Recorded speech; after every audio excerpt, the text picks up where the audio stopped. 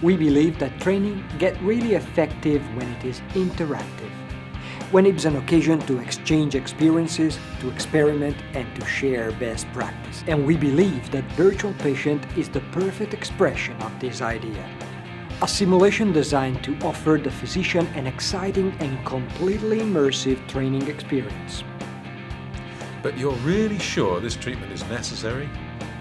Well, okay. I'll try to listen to you. The simulation takes place along a series of visits, each being influenced by previous relational, diagnostic, and therapeutical choices you made. And you can start a dialogue to better understand the situation and to develop a mutual trust environment. Okay. I don't know why I keep forgetting this beta thing. Everything happens in real time, and depending upon your ability, you can succeed or not to have the patient cooperating. For example, asking specific questions or telling you about specific worries or problems with the current therapy. Just like in real life, each patient has his own personality, fears, and beliefs. During the simulation, you need to take into account all of this, as every single choice you make will have a consequence not only on the patient's health, but also on his trust in you, on his mood, and on his compliance to the therapy. If you say so. Anytime, you can investigate through a huge number of available physical examinations. And you can also integrate this information using various diagnostic investigations, getting a result available at the next visit. Good morning, Doctor. I brought you the results of the tests. The simulation lets you choose among a wide range of therapeutical options, always coherent with clinical guidelines and reference literature.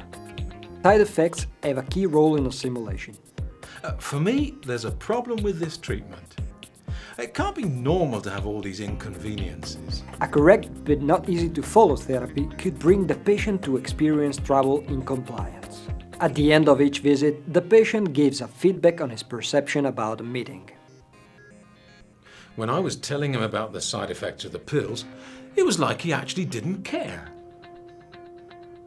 This piece of information that is normally not available in real life is very useful to understand the relational quality of the story. But just like in real life, you can also make mistakes. I wanted to say that the treatment I'm following is causing me some problems. I have to pee all the time, and it's very annoying. A bad relationship management, a late diagnosis, and not appropriate therapy. The simulation will go on, and you will be shown all the effects of your mistakes directly visible on the patient, on the mutual relationship, and on any diagnostic result. At the end of the simulation, you will get 3 different types of feedback. The first one is relational. I really appreciated that he took into account the side effects of the pills. I like the fact he asks questions to better understand my situation. The second one is a technical feedback, a very useful indication from a training point of view because it's fully focused on the simulation that you just played.